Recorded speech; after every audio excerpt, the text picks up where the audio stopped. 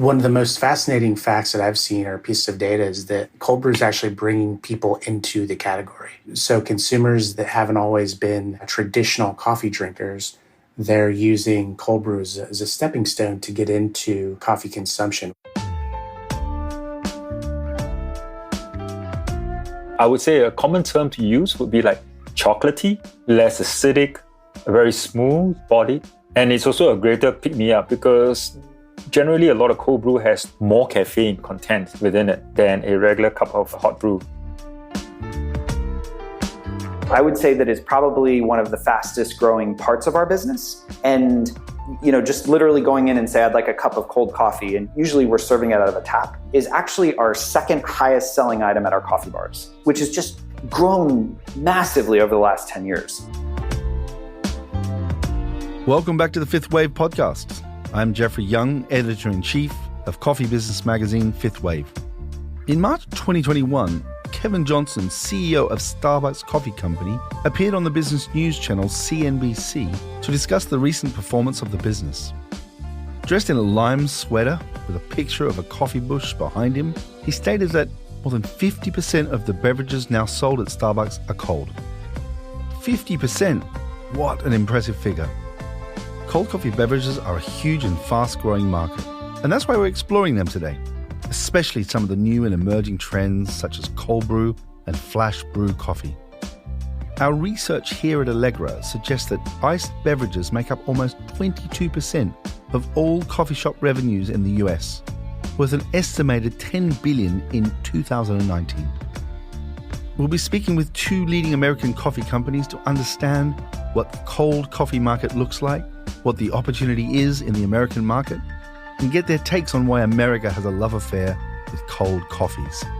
Our two American guests are James McLaughlin, President and CEO of Intelligentsia Coffee, and Matthew Swenson, Director of Coffee at Nestlé and former Chief Product Officer at Chameleon Cold Brew.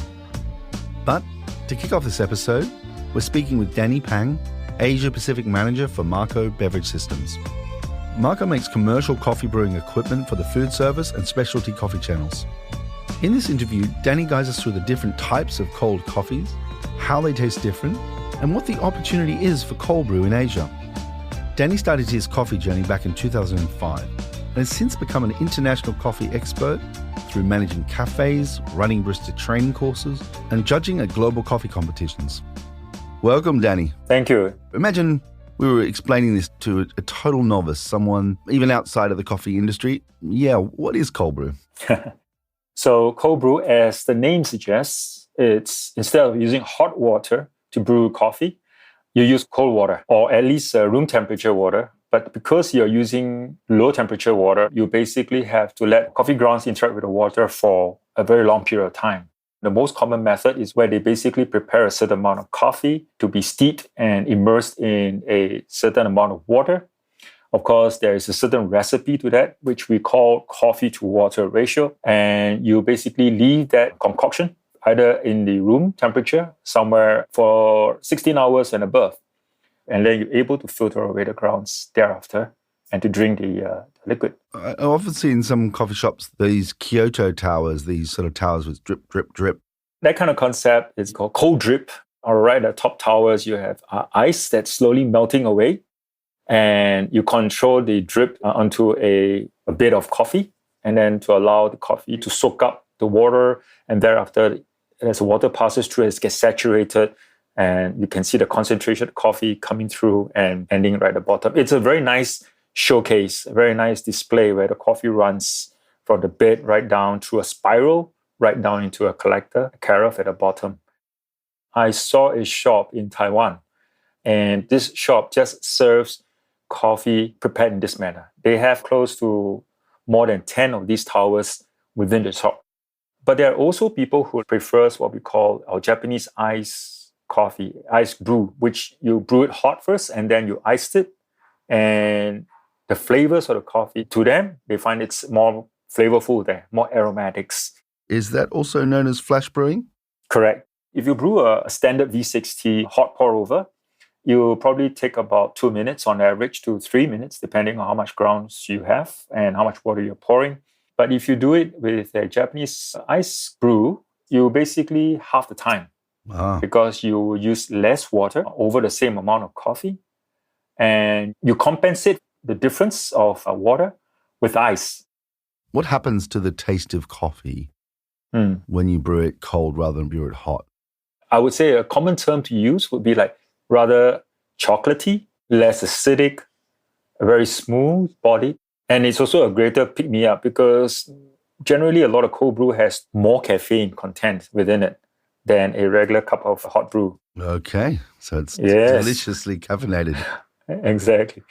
The only thing that's a bit different from a hot brew will be that you'll find that aromatics, the smell, will not be as strong or as prevalent as what you will have from a hot brew coffee. How is Asia faring in terms of popularity of cold brew? Well, it is an up-and-coming trend. I would divide Asia in two areas. One would be Australasia, where you have Australia and New Zealand there, and the rest of Asia, from China right down to Singapore, Malaysia, Indonesia, and the Indochina. Cold brew does better in Australasia. Does it? Yeah, but for the Asia market, generally, we're still a fair bit away. We have not really adapted to the taste of cold brew because it's just a matter of culture. We love generally to drink our coffees hot. And if it's ice cold, normally it's hot brew first and then you iced it. But if it's a cold brew, it just doesn't have that oomph like what people would want to drink a hot brew from, you know. They love the oomph from and wake up to a nice hot brew and the aromas that hits you. And you will find that a lot of our culture here, we tend to gravitate what we call to cold coffee through what we call canned coffees. Yeah. Generally sold in like convenience stores, 7-Elevens and so forth. If you compare cold coffee, those has a much better adoption. And so those cold coffee cans or ready to drink, as many people RTDs, call them, that's right. RTDs. Are they based mainly on more of an instant formula? Generally, they are from the big coffee companies. So you have the likes of UCC and Nestlé's, Nescafe's bottling those coffees there. So those are commercialized brewing factories where they hot brew the coffees before they package and chill it down and bottle it or can it. And would you say that it is a trend to cold brew in Asia, or you think it's going to take many, many years to take off? It's going to be a while. I think if it's cold brew, people tend to want to gravitate to more like a convenience where it's a quick thirst quencher, where one of the reasons why I think it's a bit slow potentially is because the coffee culture here is more seen like a cafe culture. Because people tend to say, if I want a coffee, I go to a cafe. I like to sit down and enjoy my time there. And that's the reason why they have a hot brew, because it takes time to cool down and they can while the time away. If people really like cold brew, then generally you just like grab and go because it's just drink while you're walking away. And do you think there's any evidence that there are more general consumers making cold brew at home? Well, from the likes of it, not so. I think people are still gravitating towards hot brew from my sense, simply because, coffee is something that you wake up to in the morning. Yeah. So if you want to have the aromas, you just got to have a hot brew. That's quite an amazing journey in the world of coffee sensory and coffee making. Thanks so much, Danny, for joining us here today on Fifth Wave. No, it's a pleasure, Jeffrey. If you're interested in watching a video of Danny making Japanese-style iced coffee, we've put a link in the show notes. What was fascinating to learn is that cold brew hasn't taken off in Asia. Danny attributes this to an Asian coffee culture steeped in the tradition of hot coffee drinking, both in a cafe setting and as a morning ritual. Now it's time to explore the thriving cold coffee market in America. We're going to focus on what the cold coffee market looks like up close, what is the business opportunity today, and explore the question, why do Americans absolutely adore cold coffees? We're going to be speaking with James McLaughlin, President and CEO of Intelligentsia Coffee. Intelligentsia is a pioneering specialty coffee roaster and chain of coffee shops founded in Chicago in 1995. Today, the company operates 15 coffee bars in major US cities, and you can find Intelligentsia Coffee in almost 3,000 grocery stores, in thousands of cafes and restaurants across America, and also online. Jeff, thank you so much for having me. Give us a little bit of background about your career and how you got involved in coffee. I went to law school in Chicago, and actually ended up moving into an apartment around the corner from the original Intelligentsia coffee here in Chicago, and kind of stumbled upon it and ended up becoming this devoted customer of Intelligentsia. I'd study there, I'd get my coffee there every morning before heading down to campus, and ended up practicing law in Chicago and was a litigator at a big law firm here. And after a while, just realized that it wasn't something that I wanted to do forever and ever. And so I made the natural jump from law to moving down to Brazil and running a coffee farm. That's natural. And my wife's family has had a coffee farm, and we spent 3 years down on the farm, running the farm. I learned all about coffee production, coffee growing. And truthfully, Jeff, I got bit by the coffee bug. And when we moved back to the United States, I said, you know what, I really want to stay in coffee. This is what I want to do. I remember Intelligentsia from my time living in Chicago, and they are my dream company. You know, how can I possibly get a job there? And I ended up just sending a cold letter to the CEO of Intelligentsia. And I said, hey, here's who I am. I love you guys. I want to come work for you. I think I can help. And, you know, one thing led to another. And I ended up back in Chicago working at Intelligentsia. And I came in, Jeff, through the coffee side. And so when I started at Intelli, I was running the sourcing program, the roasting program, the quality control, and, you know, just kind of continued to take on more responsibility. And here we are. So how important is cold coffee in your own business? I would say that it's probably one of the fastest growing parts of our business. And, you know, just literally going in and say, I'd like a cup of cold coffee, and usually we're serving it out of a tap, is actually our second highest selling item at our coffee bars, which has just grown massively over the last 10 years. But we also have cold coffee that we sell into our wholesale partners. And most recently, we launched cold coffee in a ready-to-drink format. It speaks to the opportunities that we see in the category and, frankly, what consumers are asking for. Why do you think cold coffee is such a trend, especially in America? Younger consumers are looking for an alternative to sodas. And I think people have gotten more educated about the health effects of drinking a lot of soda. And I think cold coffee actually fits very nicely into the health gap that's created by people saying, I can't drink soda anymore because it's really not that healthy. Starbucks announced recently that cold beverages make up more than half their beverage sales in the US. Is this sort of surprising to you?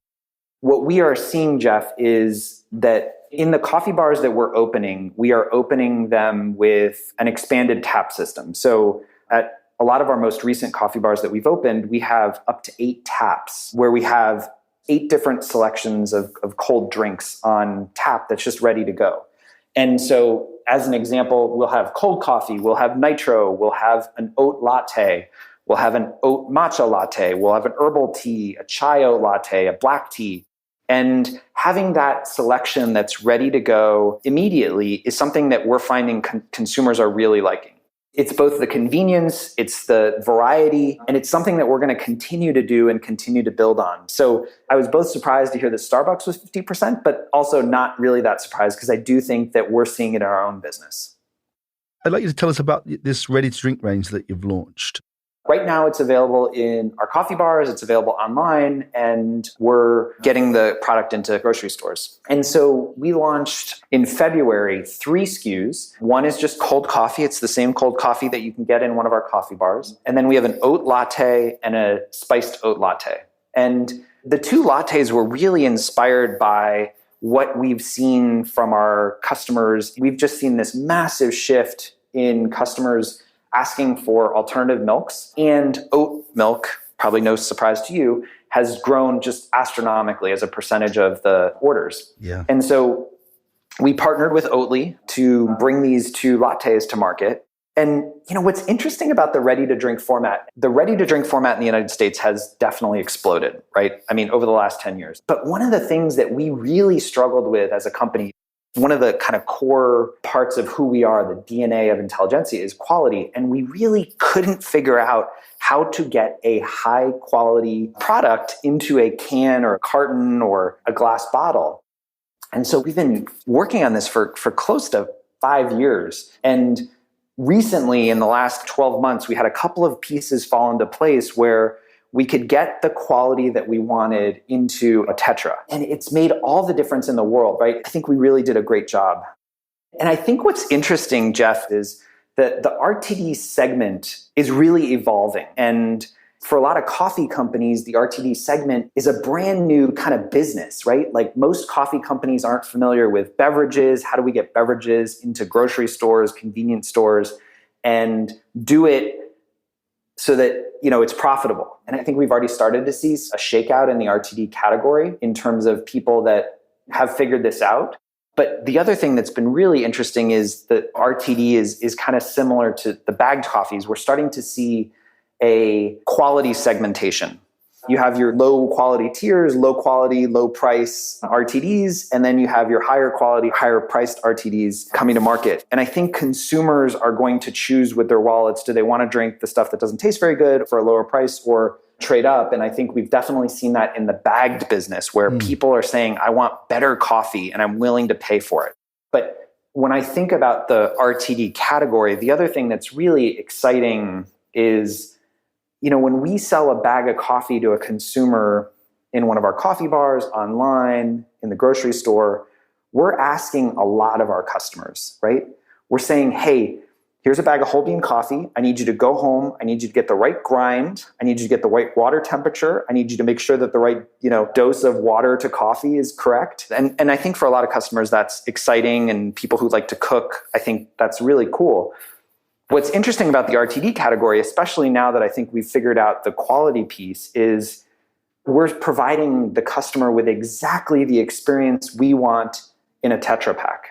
And so someone can open our cold coffee and it is going to taste exactly the same as if they went into one of our coffee bars. And so what's so cool about that is we can reach so many more customers in so many different places with a coffee experience that is very, very, very similar to what they'd have in one of our coffee bars.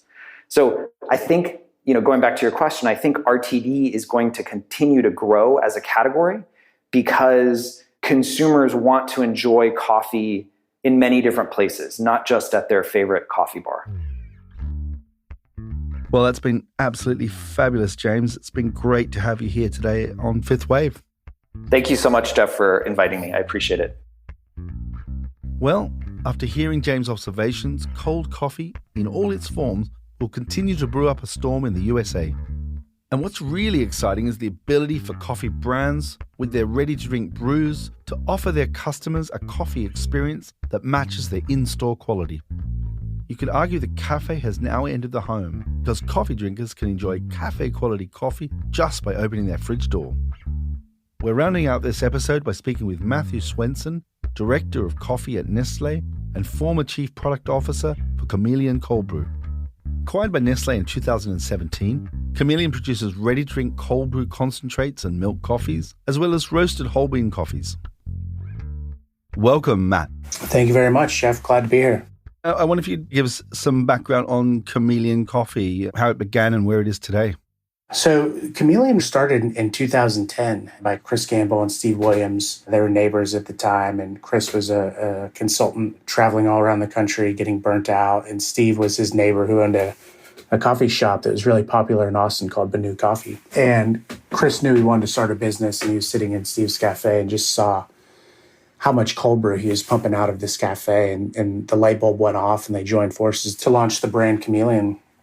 And it took a couple years to really get off the ground, but we're very fortunate to have Whole Foods in our backyard of Austin, and Whole Foods took an early risk on us, and we started growing rapidly, getting national distribution to other retailers like Target, and found that what we were doing really resonated with consumers. We had an 86% CAGR over the 7 years. That's compound annual growth rate. And so we were on a really, really amazing trajectory.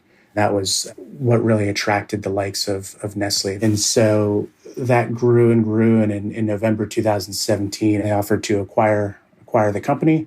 And so since then, we've been a part of Nestlé and have really continued to grow that brand through the original lens of the founders, which is really an amazing experience. One of the things that I believe was so instrumental in our growth was really investing in quality, but also investing in the producers. And so Chameleon's always been an organic brand. Organic's hard to grow, right? And so for us to maintain the growth that we wanted to achieve and needed to achieve, we really needed to build out our capacity. And so when I joined Chameleon in 2016, that was my sole mission, is to revamp our supply chain and develop community-based programs. And now we're going on ultimately the fourth year of these programs going live, where we are, really investing in impacting change in some of these areas. And we continue to source from the same regions and the same communities. So we're not just, going in and executing on a project. We're ultimately trying to build sustainable landscapes within these communities. What would you say is the opportunity for cold beverages in general and specifically cold brew? Is it still a growing market?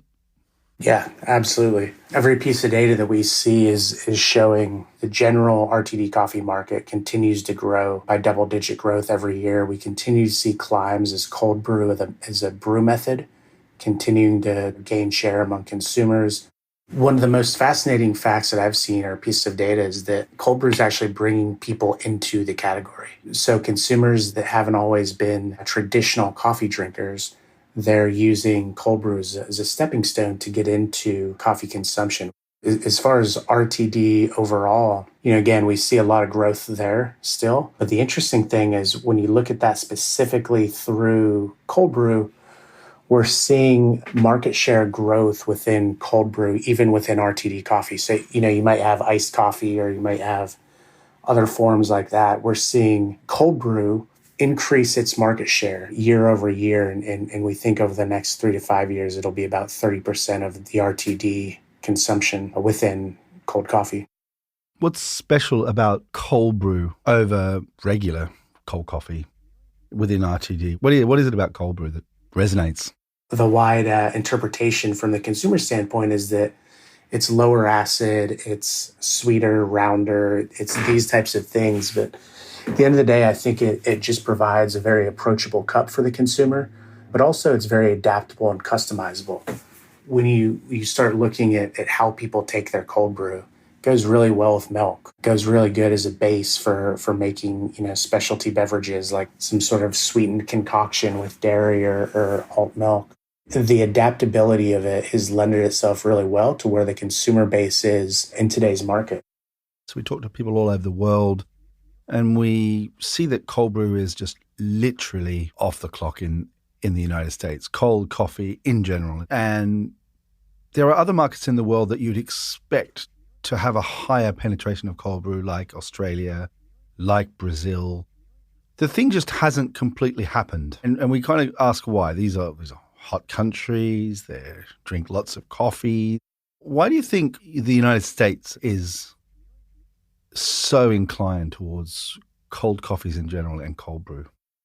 I don't have a straightforward answer. I mean, I can provide an opinion, right? And so I've never been to Australia, for instance, but from what I've learned about that, in Australia, you have much more cafe-based coffee culture that leans heavily on espresso, but it's more of what we would refer to as like a brunch spot, right? You have amazing food paired with amazing coffee. It seems as if it's more on the coffee to stay. And the US is very heavy on the coffee to go side of things. And I think cold brew lends itself really well to coffee to go.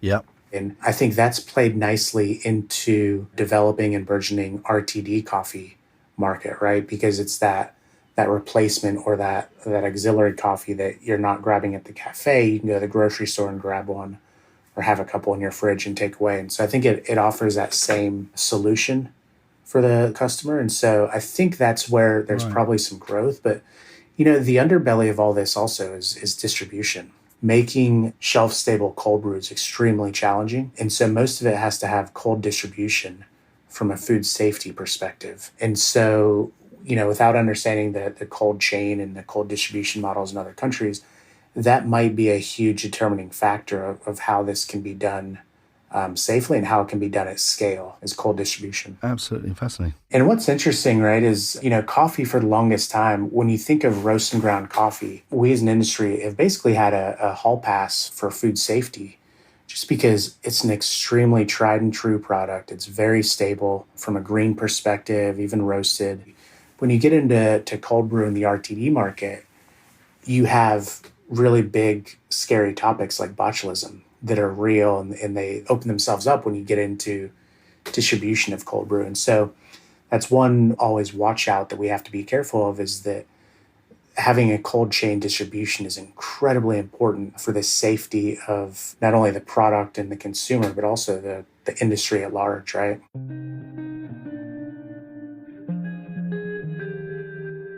Thanks very much, Matt, for being with us today on Fifth Wave. Yeah, thank you, Jeff.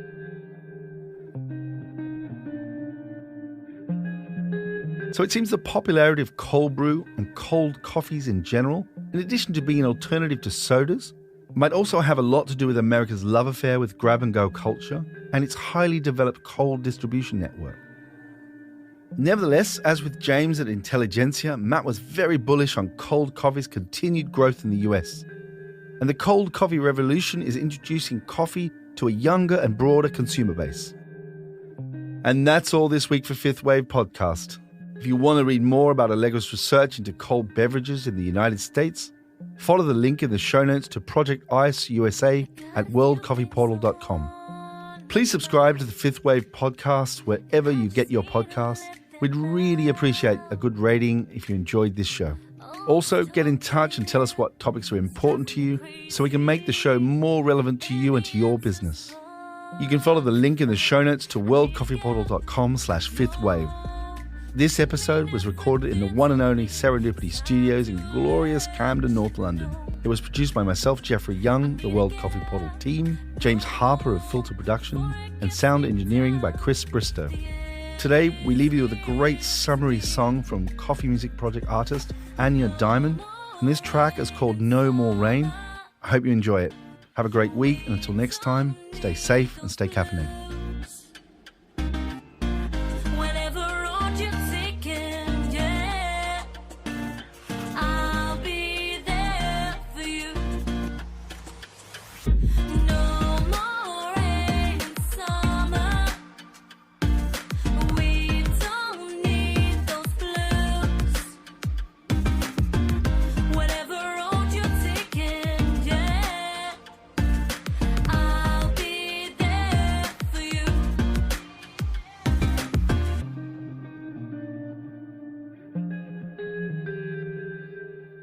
I just want